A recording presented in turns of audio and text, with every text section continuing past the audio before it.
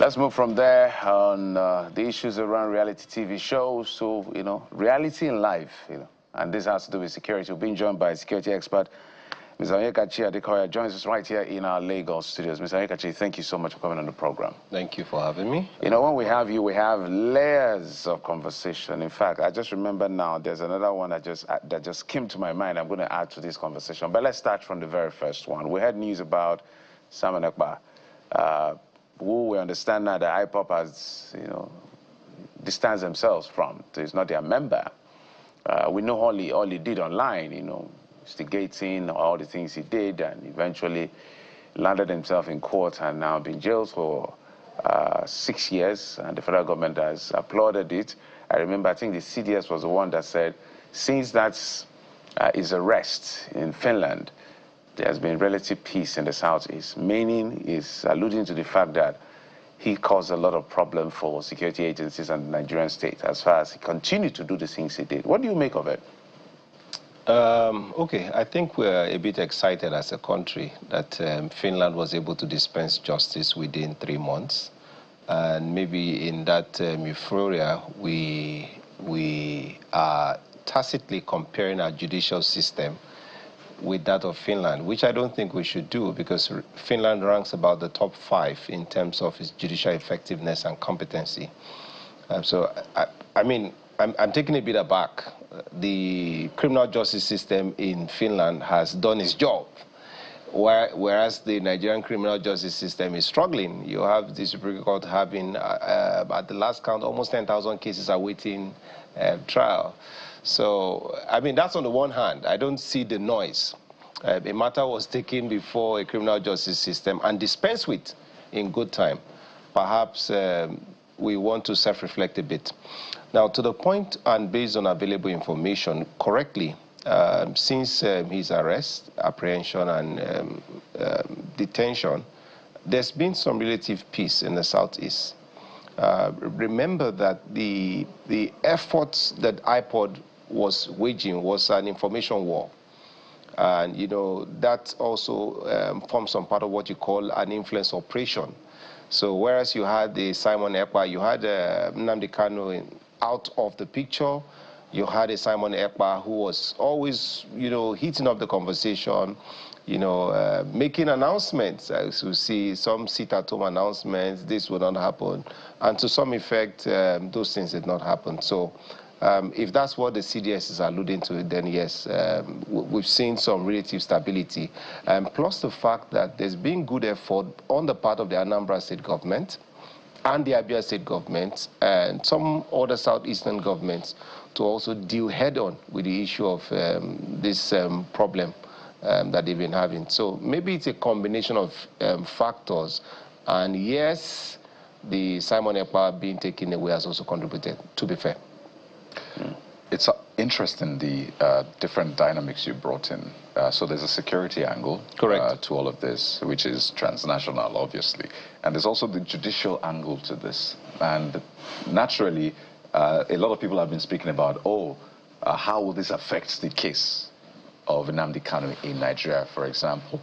But more importantly, I think, is the lessons to also learn, right? We've seen the speed with which this case was heard, dispensed with. We almost were getting live, updates on it from time to time. You think that it was a Nigerian court that was sitting, the way we were getting the live updates, even images from the court in that sense. So I just want to speak to that on the side, so we don't lose sight of that important part of it. The judicial system. We've had Nnamdi Kanu in court for years on ending now, and it looks like this will happen for more years to come. There's always something coming up here and there.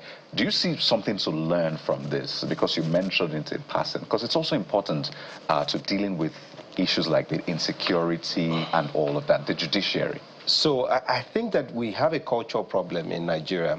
Just yesterday I saw the forceful deboarding on Enugu Air of an unruly passenger.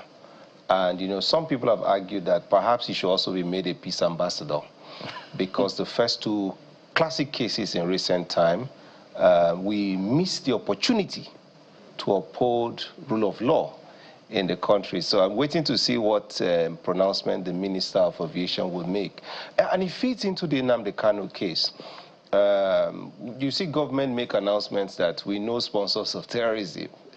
Nobody is being brought to court. Nobody is being prosecuted. Nothing is being done.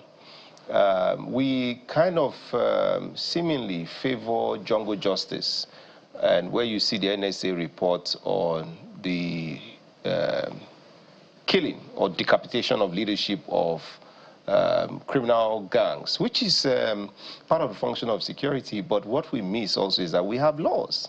You know, how many people are we bringing to the courts? What's the prosecution like? And to your point, it's a self-reinforcing problem. Our criminal justice system is really challenged. Even the prisons are being attacked here and there. You know, we've seen a recent case. So Nigeria is having a wicked problem, as I always say. It's hydra-headed. You know, and the problem is that we're a bit lethargic. We are not agile. We're not nimble. We're not moving. The assumptions upon which we are dealing with national security are a cake. You know, we are holding assumptions as old as 1940, 1958, 1960. We have almost nearing 250 million people. We have explosion of technology and disruption even by technology. We are now in a multipolar world. You can see what's happening in the SEO. You know, and then you have, to the point you didn't mention, IPOB, Nnamdi Kanu, and Simon Ekpa were able to successfully launch an information war, primarily against the Nigerian state. You know, so even in information domain, where are we playing? Where's the NTA? You know, you have the BBC, you have the CNN, you have the Fox, MSNBCs of this world. And, you know, they work on hearts and minds significantly. If you watch the American movie, the Americans are the good guys, the Russians are the bad guys, the Chinese are the bad guys. And we all grew up with this notion. So that's how powerful the information space is. So, you know, who's mastering and who's controlling narrative in our information domain to wit that someone like Simon Ekpa, you know, and Nnamdi Kanu can dominate. What led to the proscription of IPOB in the Southeast? Because IPOB said there will be no elections.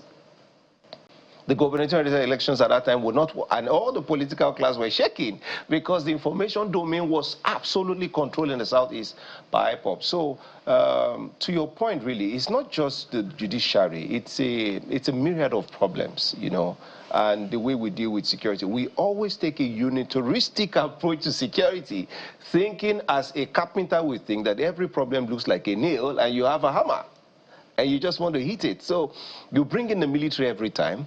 The military has over 31 operations across the country. We've over-domesticated, over-militarized our security architecture in an age where you're talking about the democratization of security, where the police is the lead agency in counter-terrorism, not counter-insurgency now. In counter-terrorism, it should be the police leading. Good investigative work, bringing people to courts, having your evidences in place, and securing conviction. And then when you take them to the correctional service, as we call them, you know, you can have some moderation when people come out because correctional service is not punitive. You know, you're also looking at the net impact on society when these people come out. So, Kyle, the problems we have in Nigeria are much. What is clear is that there is no system that is systemic in thinking. You know, talk about system thinking, you know, that looks at the holistic, bigger picture. What will be the next positive impacts of the criminal justice system to Nigeria's economy? The government wants to grow the GDP to about $1 trillion. Yes? So the question we should ask from the positive side, not the negative side, how can an effective criminal justice system help the administration achieve the $1 trillion economy? Well, the rule of law is they call it the lowest hanging fruit. There you go. And if we fail at that, I don't know where we're going. There you go. Stay with this. I know you're a security expert, but you have segued in brilliantly. So let's stay within that sphere. How dangerous is Nnamdi Kanu? What are we looking at keeping him in jail, or the judicial system? You know, the case got all the way to the Supreme Court. I went back to the High Court. I followed that case critically. And even some governors have offered. I think the governor of Anambra has even made efforts. Some are making appeals Some are making front-end appeals. Some are making back-end appeals for political resolution. What is it about him? What is it about this that is so much of a difficult situation? I don't even want to add the El Zazaki element. So since we talked Simon Ekpa, let's talk about Nnamdi Kanu. So I'll take you back to the Minister of Aviation, who is a senior advocate of Nigeria, who's taking political expediency. That's how convenient political expediency is, Comes back to the issue, political settlement. Well, crime is crime. Crime has no religion. It has no ethnicity. If Nnamdi Kanu has a case, or the state has a case against Nnamdi Kanu, then it should have his day in court. But even where the government itself does not obey court order, you then talk about political expediency because, beyond being gregarious as human beings, we're quite social and very, the South Africans would say it's an Ubuntu, you are because we are, let's settle out of court. There's a place for, alternative disputes, conflict resolution, and I give myself to that school of thought. But where the matter has come to court, it has come to court. You must let the man have his day in court and let the court decide, and the executive must enforce. If, however, following the powers given to the president by the law, he exercises his prerogative of mercy, then that's still within the ambit of the law. But at least allow the court and the law run its course. Where do we start from? There's a Sunday Igboho in the Southwest at the time. There was political expediency. It was resolved. And he's now, the other day, seen with the Oni of Ife, receiving fatherly blessing. Not for his action, but again, it's just part of political expediency. So my point is that as a law enforcement, private security professional, crime is crime. Let's treat issues of crime as it is. But if the government doesn't have the capacity, maybe that's what they're saying. There's a capability issue, and therefore you want to take alternative issues. So I can understand that, but where do you draw the line? Where do you draw the line? So sticking with this Nnamdi Kanu issue, the man is in court. Let the court decide, and let the court take its course. It's not something for political because they're complaining that the court is taking too long and all the adjournment. Have you ever been to court when the man is taken to court? There are maxims in law. There are maxims in law. The justice may be slow, but eventually, if it's served, then justice is served. Because in the courts, you make arguments. The court must listen to your arguments. The courts would, that's what the court is there for. You must air your own views. So if it takes time, it takes time. But that is the beauty of democracy, that you will have your day in court and the court will pronounce its judgment. So I don't think that, because we see this far too long, and that's how we go in this country. So the implication of this on security in Nigeria is also a major part of this conversation, because you talk about the CDS celebrating it, government, the Attorney General. I believe also everybody is celebrating that court judgment in Finland, basically saying thank you, Finland, for doing your work. For doing the work. It also affects us back home. But you can see the efficiency with which that was done. We're not going there. But the impact on security here, particularly in southeast Nigeria, is the point. So yesterday, they still sit at home in parts of southeast Nigeria, and you know what that means, what that costs. But I want you to speak to I don't want to say acceptance, but really, there are a lot of people who still see IPOB, even Simon Ekpa, as freedom fighters. People who are trying to help us to have a voice on the table, help us to, fight for our rights in that sense, because there's that perception, and for a lot of people, they see justification for it, that the Southeast has been marginalized. Let's not even talk political and all of that. Recently, in northern Nigeria, you had, in Zamfara, for example, the government saying, these bandits are part of the communities. The people know them. So it's almost like they are one and the same. So it's sometimes hard to separate. So you have people also who have that perspective in Southeast Nigeria. So when it's time for sit at home, even though it is uncomfortable to them, they see it as a necessary sacrifice to make. So is there really, because you made the point about using a hammer every time. How do we approach this such that we also find a way to resolve this without always going the hammer approach? Because there are people who support this. Let's not lie about it. Okay, so Very good question. The problem is like South Africa, and forgive my analogy really, but it's relevant. Post-1994, the ANC came to power, and before 1994, the ANC and its leaders were at the fore of the struggle to resolve the issue of apartheid. Now, 1994 to 2025, ANC can do no wrong because it's our party, it's our people, it doesn't matter. You have the BEP, you have some issues. Julius Malema was the other day in Enugu, was talking about. Now, the point is, the South African public have been stuck in activism. The people struggled for power, got the power, they were not clear on what to do with power. So to keep the people locked in political patronage, you know, there's still the us against them mentality. You know, you're looking and challenging the energy of the people towards a proverbial enemy. The blacks are a majority in South Africa. They control political power. If you have political power, you control everything. So who would you blame for the South Africans' GDP is at 0% now?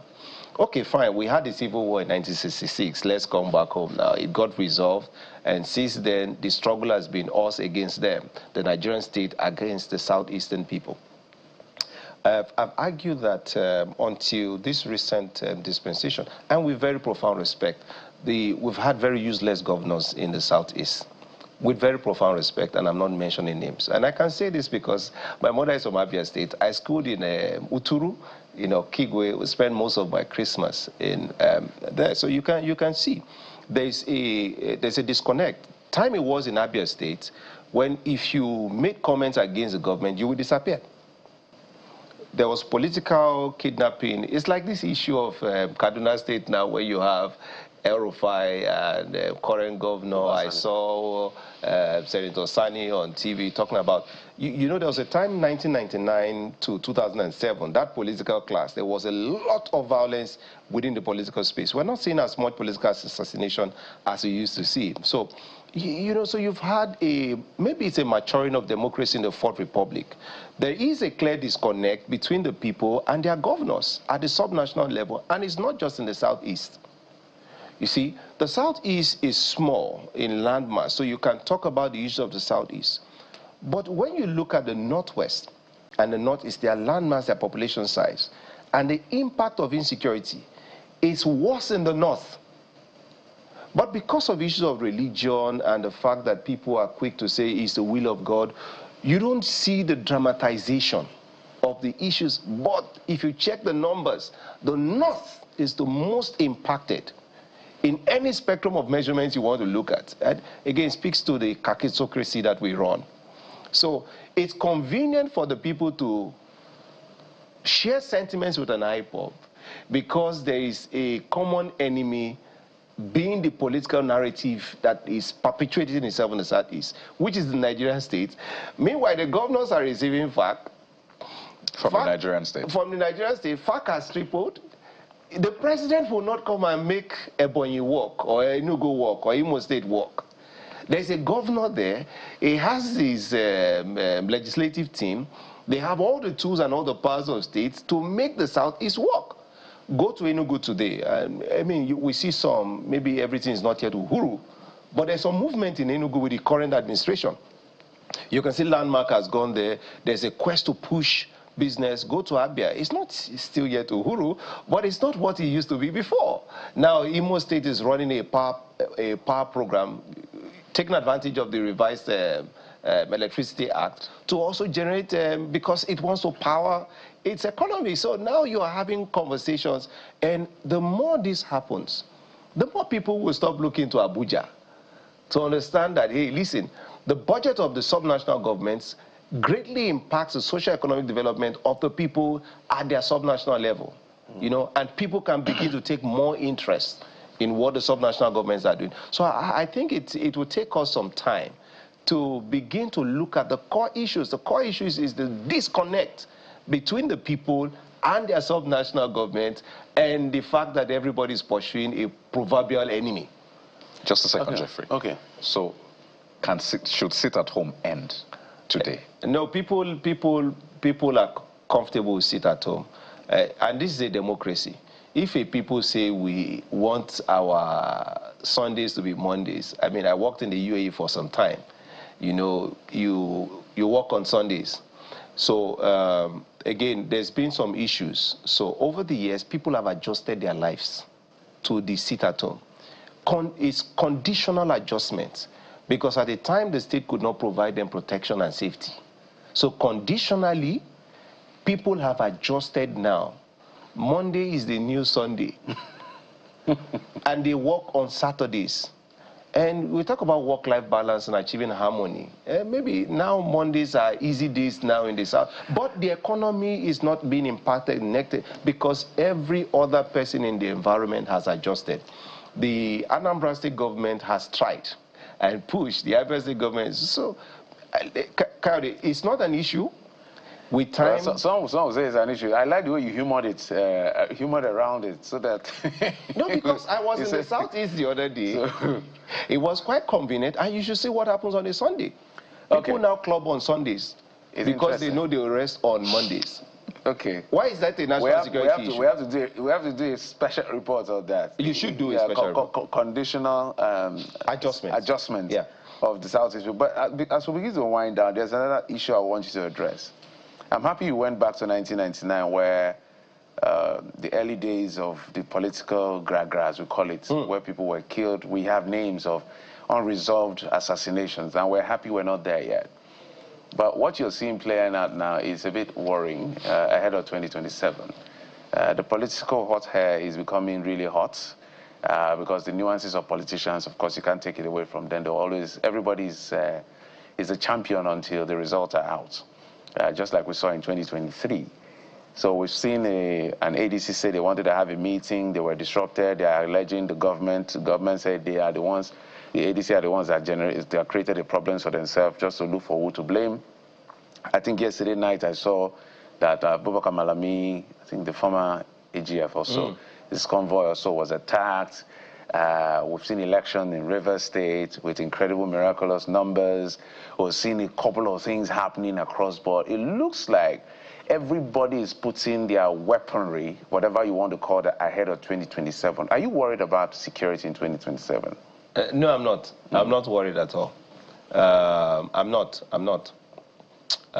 Because we look at the security trajectory, we are not there yet. There's been a maturing of let me analyze it this way.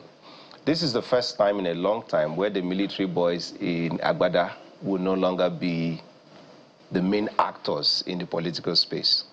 This is the first time in a long time where the governors are themselves the force behind the emergence of a president.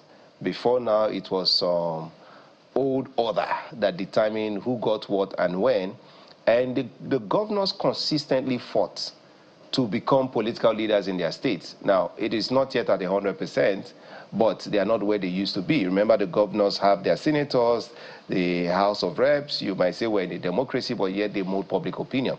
So they are significant stakeholders.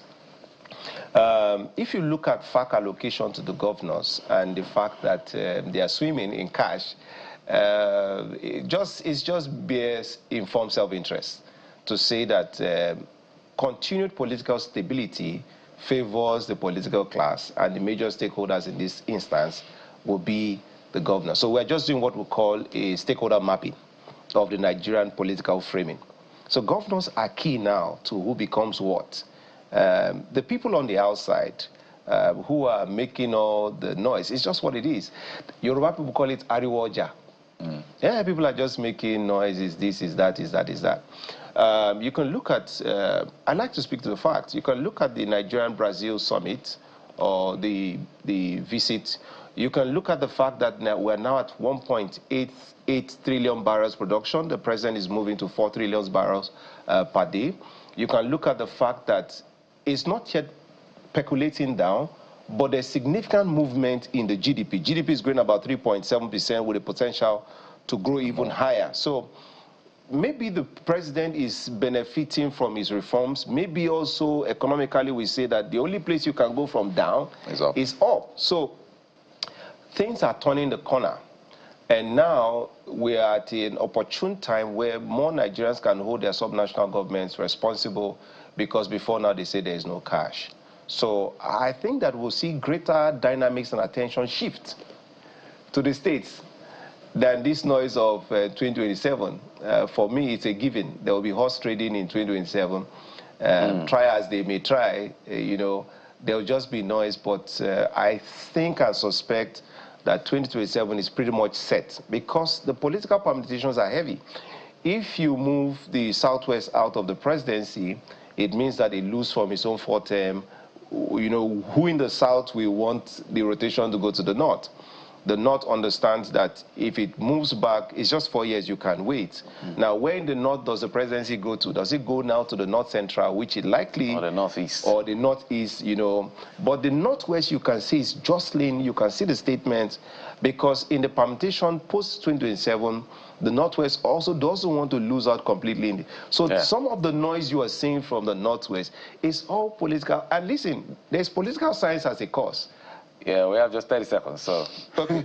So the political mathematicians are acting out, so... Yeah, for me, we're just looking at security implications because of all the...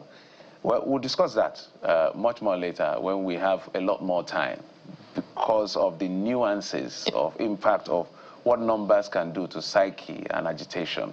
It plays a key role, and we can trace it back, way back to our history. But I must thank you, Onyekachi Adekoya, brilliant security as consultant. Thank you as always, and we'll continue to bring you to help us understand these things that mere mortals like us.